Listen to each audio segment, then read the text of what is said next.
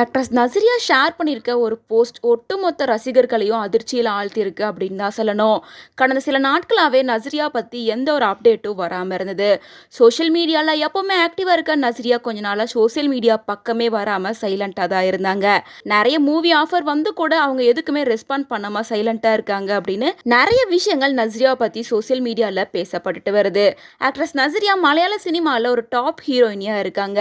2010 தமிழில் வெளியான நேரம் படத்தின் மூலியமா தமிழ் சினிமாவுக்கு அறிமுகமாக இருந்தாங்க. தொடர்ந்து ராஜா ராணி, நையாண்டி, வாயை மூடி பேசவும், திருமணம் என்னும் நிக்கா, பெங்களூர் டேஸ் உள்ளிட்ட பல படங்கள்ல நடிச்சு பாப்புலரா இருந்தாங்க. மேலும் 2014 ஃபகத் ஃபாசிலை லவ் பண்ணி மேரேஜ் பண்ணிக்கிட்டாங்க. அதுக்கப்புறமா கொஞ்ச நாட்கள் எந்த ஒரு படத்திலையும் நடிக்காம இருந்த நஸ்ரியா தெலுங்குல நானே கூட அடடே சுந்தரா அப்படின்ற படத்துல நடிச்சிருந்தாங்க. அதுக்கப்புறமா தொடர்ந்து பழையபடி படங்கள்ல நடிக்க ஆரம்பிச்சிருந்தாங்க. ரீசெண்டா கூட அவங்களோட நடிப்புல சூக்ஷ்ம தர்ஷினி அப்படின்ற படம் வெளியா இருந்தது. ரொம்ப நாளுக்கு அப்புறமா இந்த படம் அவங்களுக்கு பெரிய கம்பேக் அமைஞ்சிருந்ததால நிறைய பட வாய்ப்புகள் வந்துமே நஸ்ரியாவை யாருனாலையும் கான்டாக்ட் பண்ண முடியாம போயிடுச்சு.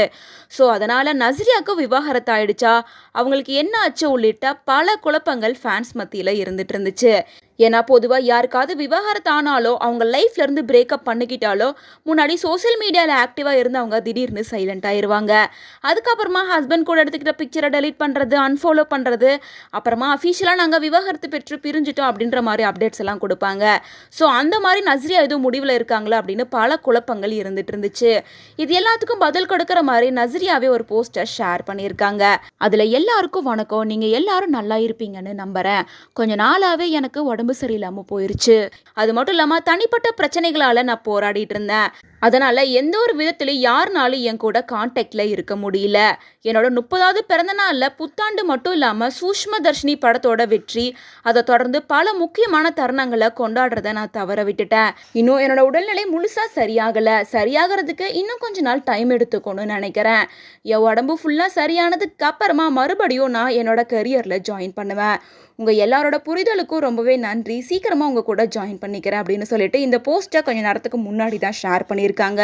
ஸோ நஸ்ரியாவோட இந்த போஸ்ட்டை பார்த்ததுக்கு அப்புறமா நஸ்ரியா பற்றி வந்த எல்லா விஷயங்களும் ரூமர்ஸ் அப்படின்றது கிளியராக இருக்குது.